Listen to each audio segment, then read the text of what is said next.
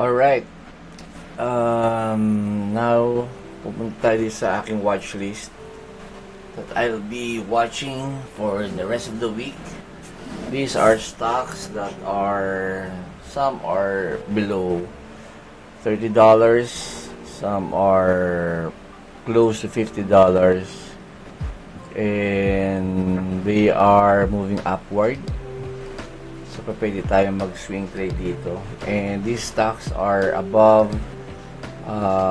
my AOTS, or alignment of the stars, EMA across 13, 21, 34, and 55. Okay, then gagamit din tayo ng mga support and resistance to know if we will be buying anytime soon. Also, kinonsider ko din dito yung ATR kung mataas. Now, medyo meron dito mga ATR na mababa, gaya na itong ADT. Ano siya, parang nandiyan na siya. Pero as we can see, there's a momentum. Ang titignan nga pala natin ganito, 4 things. One is the trend. Is it upward? Doon na tayo sa upward. Second, yung volatility niya. And we can tell that by the ATR. And thirdly, kung meron siyang momentum. And that is based on gaano kabuka yung ating AOTS. And then, syempre, volume. At least itong mga to, above 500,000 average volume. Okay, so let's start with ADT. Kasi ito makatulong to sa inyo, yung mga pwede nyong bantayan for the rest of the week. Okay, let's start with ADT. Okay, may higher low, higher low, so uptrend siya, no? Even though our AOTS is moving downward, pwede siyang mag-bounce up. Now, ito limitation natin, meron tayong resistance dito.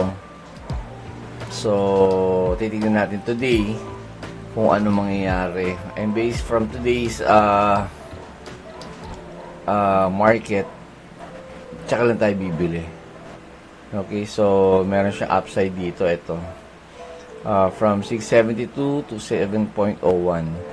So, nasa nyo na lang yan kung gusto nyo siya i-trade. For me, again, I will wait. Tingnan natin kung ano mangyari for the day. AEG. Yan. Andito rin siya sa resistance. Okay, nandito siya sa resistance. So, ang babantayan ko natin dyan, kung magbe-breakout siya. Okay, pag nag-breakout, wait for a pullback, then buy. Pag nagkaroon ng mga bullish engulfing, hammer, or bullish harami, then that's the time we buy. Kailangan din natin ng confirmation. Okay, so based from our for considerations, is it trending? Yes, uptrend. May momentum, pabuka yung ating AOTS. May volume.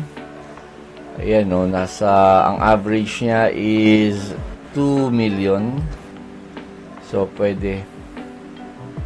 Okay, next. AEO. Ganun din, nasa resistance din siya, oh. So, ano to? Antay tayo ng breakout place. AU, medyo nagkaroon tayo ng lower high here.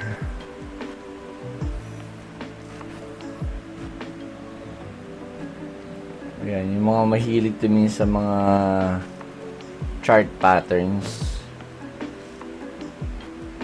Ano ba to? Continuation ba tong triangle na to? Parang symmetrical triangle, di ba? So, ayan, mag-aabang tayo dyan kung anong magaganap. Okay, again, kaya siya nasa watchlist ko dahil dito, ayan, napabuka yung yung kanyang AOTS, malakas yung momentum. ATR niya is 0.83. So, maganda yung volatility rin niya. Sa akin guys, maganda volatility pag mga up, mga more than 0.25. Sa mga mga mataas na value like mga $50 and up, ang ATR kadalasan dyan, average yung mga 1, above 1 or 2, ganun. So, goods yun. Pero sa itong mga $22, okay na itong 0.83, mataas na to. Actually, 0.5 nga, okay na to eh. Okay, sa akin palagay lang naman yun ah. So, kayo, mag-test kayo kung anong tingin nyo. Okay, so ito siya, ito na yung 52-week high nyo. So, ano ba to, magbe-breakout ba to or magba-bounce back? Now, if you can sell, pwede mag-short position kayo dito, pwede. Kasi ito na yung resistance niya eh. So, pwede nating i-short yan. Okay.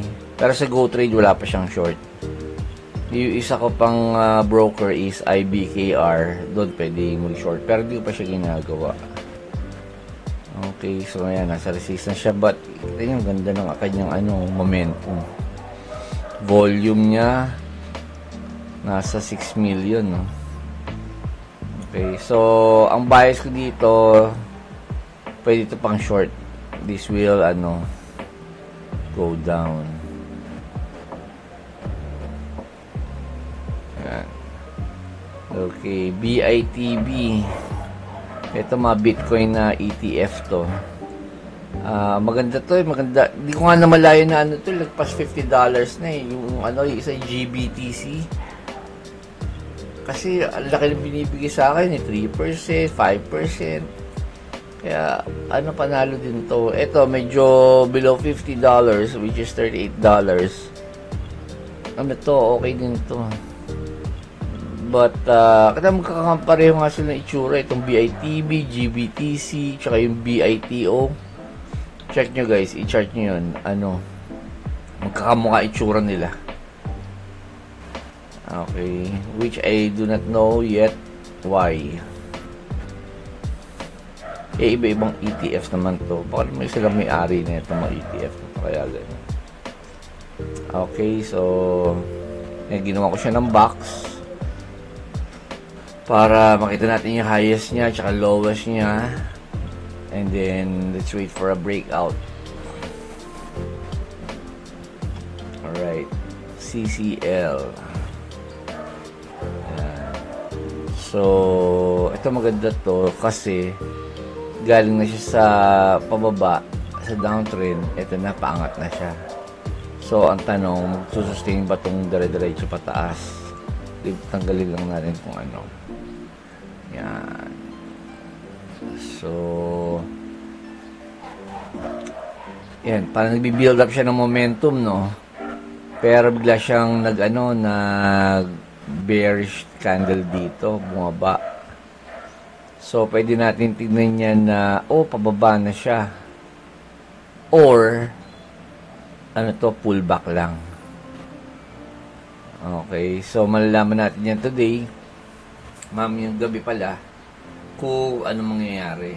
From there, tsaka tayo lalaro. Alright? So, for me, okay ito. Kasi hindi niya pa nababasag itong itong EMA 55. Pag nabasag niya yan, dire-diretso yan pababa. Pero pag nag-bounce lang yan tonight, di okay yan. Okay. Guys, again, ang trabaho natin bilang traders is not to predict what will happen, but to observe kung anong gagawin ng market. At pag umayon nyo sa ating playbook, then we manage our trade. Okay? Pag continue siya pataas, we we do trail stop. Okay, kung ibebenta na ba natin yon, kung natinamaan na ba yung ating cut loss. So, yun, ma-manage natin yung trade natin. So, we are not here to predict, but we are here to manage our trades. Okay, observe. Tingnan natin kung nasa strategy natin to. Then, we decide if you buy, sell, or hold. Okay, next. CFG. Ito, maganda. Maganda ng momentum. Uptrend. Asa 52-week high na ba siya? Oh, malapit na 52-week high niya is 36.35. Okay, ito talaga na ito. Iyan. So, ayan na 52-week high niya. So, anong gagawin natin dyan? Mag-antay ng breakout. Okay. Kasi, pwedeng mauntog yan, bumaba. Pag bumaba yan today, well, that's the time to buy. Okay. But as of now, we wait. Okay, kung anong galaw ng market. Guys, ganun, di ba? Antayin natin yung galaw ng market. Then, tsaka tayo magre-respond kung anong gagawin natin. Hindi, kaya po may mga nakakausap kayo na tingin ko, maganda tong stock na to. Tataas to, dire-diretso na yan. Parang, galing mo, ha? So, walang ganun eh. I don't know. But for me, as a trader, we don't do that. We don't do that. Ito pa pwede niyang resistance. Wait lang. I mean, support. Previews. Resistance turned support. Yan, kung sakaling bumaba man yan dito, wait lang.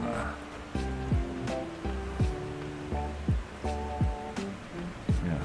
Kung sakaling mauntog, bumaba dito, at respect niya to, yan, hindi si Akit yan. Pero kung eto binrate niya tong support na to, tendency niyan bumaba dire-diretso. Okay. Pero ako nire-respect ko rin tong tong 55 EMA. Hanggang dyan yung aking mong allowance sa kanya. Pag bumaba hanggang dyan at nag-bounce, ayan, angat na siya. So, yun lang yung nasa playbook ko, no? So, guys, kaya gagawa din kayo ng playbook nyo para alam nyo yung gagawin nyo bawat senaryo. Okay? Kaya, very important na, yan, nagba-backtesting kayo. Pag weekends, magcha-charting, backtest para makita nyo kung makakagawa kayo ng thesis na anong gagawin niyo pag ganito nangyari, anong gagawin pag ganyan nangyari. Okay, next, CGC. Ayan, ganyan ang kanyang chart. So, binabantayan ko pa rin. Ayan, malayo pa siya 52-week high. Malaki pa potential niya. So, resistance. Parang, okay, pwede to. So, pwede to resistance. Kailang weak na resistance kasi parang di naman talaga sakto. Okay, so observe. Dock in. Ayan. Para siya nag-pull back dito. Tignan natin kung aangat siya mamaya. Pag umangat yan, may tendency, may probability magdidire-diretso angat yan. Okay, EDR. So, ganun din. Malapit din siya sa 52-week high. Will it break out? Okay, pagka-breakout niya hindi tayo bibili agad-agad doon. Antay natin mag-retrace. Pag nag-breakout dito, breakout. Let's wait for a pullback.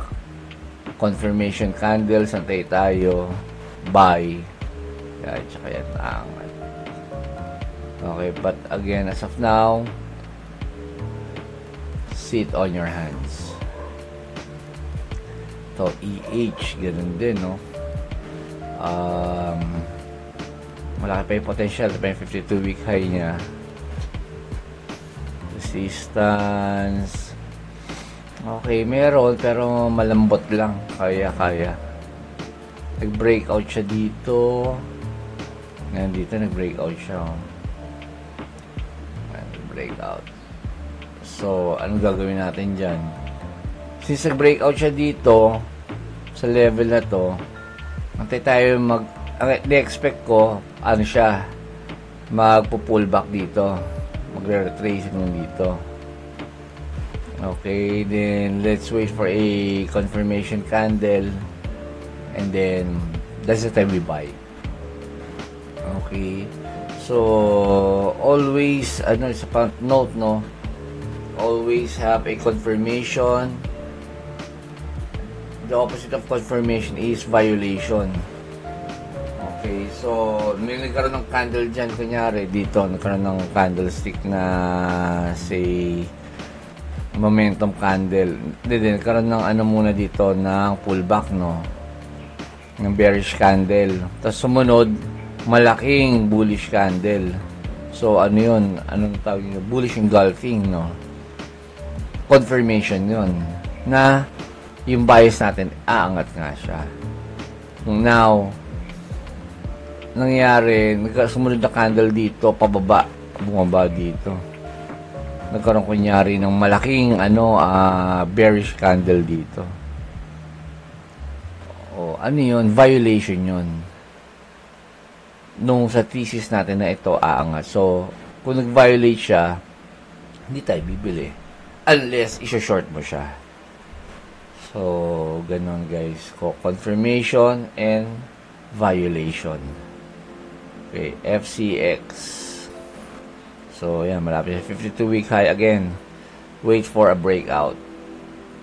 GM. Ito, nag-backtest kasi ako kaya madaming mga guhit-guhit eh. Yan. Okay, nasa 52-week high na. Same thing. Let's wait.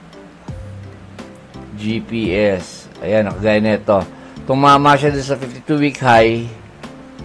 Nauntog.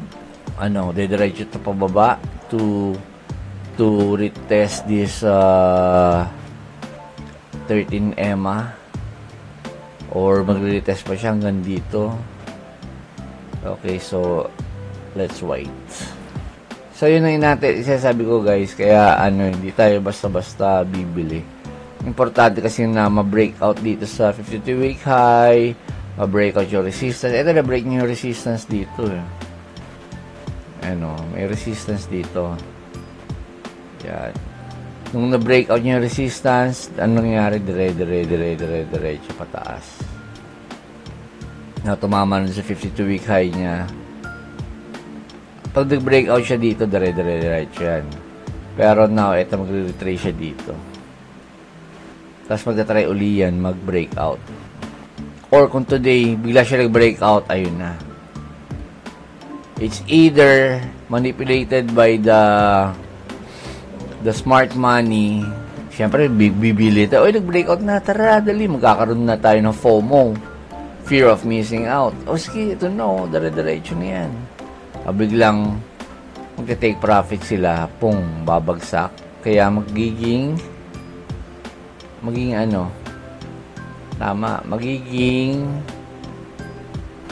bearish candle dito. Magiging pullback. Kasi kumita na sila eh. Next question, angat ba siya? Ayun. Kaya, antay tayo sa pang confirmation candle. Alright. HLF. Ito, ang okay to eh. Malaki, kumita ako 7%. Parang ayos. Gulat ako dito. Gaya na ito guys, kahit nasa pababa siya eh. Pababa siya. Kaya ako siya binili. Nag-bounce siya dito sa baba, pataas. Tumingin kasi ako dito sa lower time frame eh. Buray nga natin. Okay. 'Di ba? Ano siya, below AOTS. Ba't ko siya binili? Tanggalin muna natin itong AOTS na to. I went back to basic. Oh, nag-form siya ng low, higher low, higher low. High, higher high, higher high. So sabi ko, oh, ano to? Baka most likely, ano to, nagbi-build ng momentum. Okay, tinignan ko sa 30-minute chart. Then, let's put our AOTES. Yan. So, 30-minute chart. Ganun siya. Yan, paangat. Diba? So, depende yan sa inyo kung saan kayo naglalaro. Ako kasi, initial ko lang naman tong daily time frame para makita ko lang yung momentum niya. And, yung market structure niya. Pero, bilang day trader, sa ano tayo timitingin sa 30 minutes, sa 15 minutes. Actually, hindi pala ako day trader. Overnight trader ako. Okay. Marami nagsasabi na high risk daw yung overnight. Totoo naman yun. But, that is my niche. Okay. So, I want to do something that the majority is not doing. Okay. So, ito, nasa 52-week high. Ayan, tanggalin na nga natin itong box na to. Kasi yan, no? Obvious na. Okay, so, ito, wait tayo dyan. HPE. Oh, malayo pa sa 52-week high niya. So, may upside pa siya. It's above AOTS. So, most likely, this will go up. Okay. Volatility niya, 0.54. Okay yan. Okay. INO, nasa 52-week high. IOT, nasa, eto, and tumama sa 52-week high, nag-pull back. Okay, then when it reaches EMA34, it bounced back. So, nag-try uli basagin tong 52-week high, na-reject, then nag-pull back. So, tanong, nandito na siya sa ano? Yan, nandito na siya sa EMA 13. Ano ba siya? Mag-bounce ba siya o didiretso siya uli kagaya na nangyari dito? Okay. So, again, observe and wait for confirmation. Ayan, maganda yung kanyang volatility of 1.86. Minsan kasi guys, yung ATR, magiging basehan din yan sa ano, sa possible profit at possible cut loss din. Yung iba ganun ginagamit pang cut loss nila yung ATR. So for example 37.79 minus 1.86, yun yung cut loss level nila. Okay, tapos syempre kung 1:1 yung ratio mo plus 1.86 ka naman, so di ba okay din naman yun. But for me, hindi ganun ginagawa ko. Titignan ko lang siya as a volatility indicator. Okay, that will parang kasi may mga nakakausap akong regular Joe. And sometimes we talked about stocks. Ay nako, hindi maganda ang market ngayon, masyadong volatile. Tayo bilang traders, gusto natin volatile yung market. Doon ka kikita sa chaos kaya nga si Tito Warren ayaw niya nung real estate kasi nga wala na inefficiency dun parang kung ano presyo nun based sa market price mag-aantay ka na ng mahabang panahon bago siya mag-appreciate. Hindi kagaya dito sa siya inefficient. So pag bumaba siya, pwede tumaas. Pag tumaas, pwede bumaba. So doon tayo kikita sa ganong chaotic takbo ng market. Okay. So, ito, nag-breakout siya, oh. Nag-breakout dyan sa level na yan. Okay, ngayon pagka-breakout, magdedire-diretso ba siya o magpo-pullback muna dito? Okay, so wait and see. Kung gusto nyo mag-take ng risk, go ahead. Pero for me, risk taker tayo, but gusto natin with confirmation. Okay? So, huwag tayo masyadong matapang. LAC. Ito, momentum, nagbi-build pa lang, oh. Nagbi-build yung momentum niya. So, magandang opportunity ito. Kahit yung kanyang ATR medyo mababa, pero, ayan, nagsisimula na yung kanyang volatility. I mean, yung kanyang momentum going up. 52-week high, ang layo pa ng 52-week high na ito, oh. Laki ng potential. Okay, so LNC, ayan, 52-week high na rin. MGM, sa resistance, eh.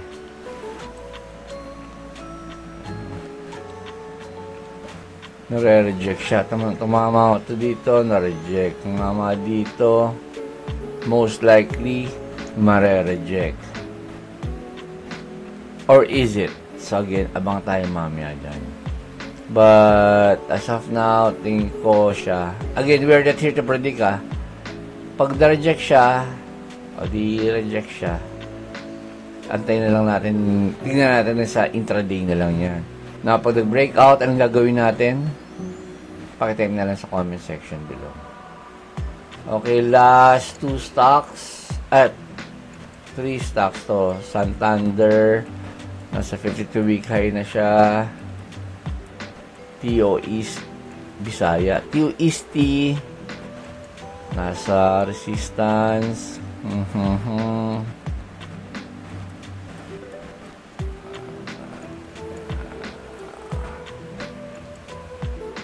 Yung mga smart money concept, tawag nila dito, liquidity zone.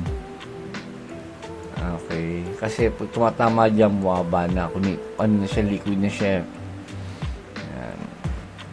So, let's see what will happen.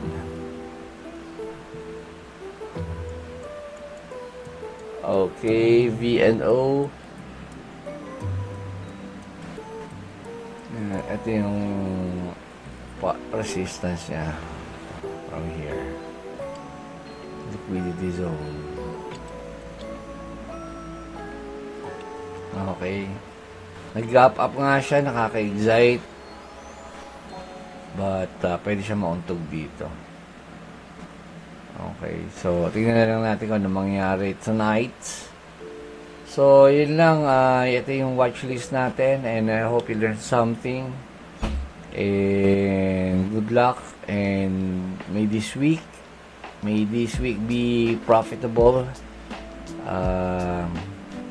And please comment kung ano pa yung mga gusto nyong malaman, no? Okay, so for me, ito this week, ito iti-trade ko. So, kita-kita lang tayo siguro, Sunday or Monday uli para tingnan natin ano nag-resulta na itong pagtitrade natin dito. Kung kumita ba tayo this week or not. And I hope na lahat tayo kumita.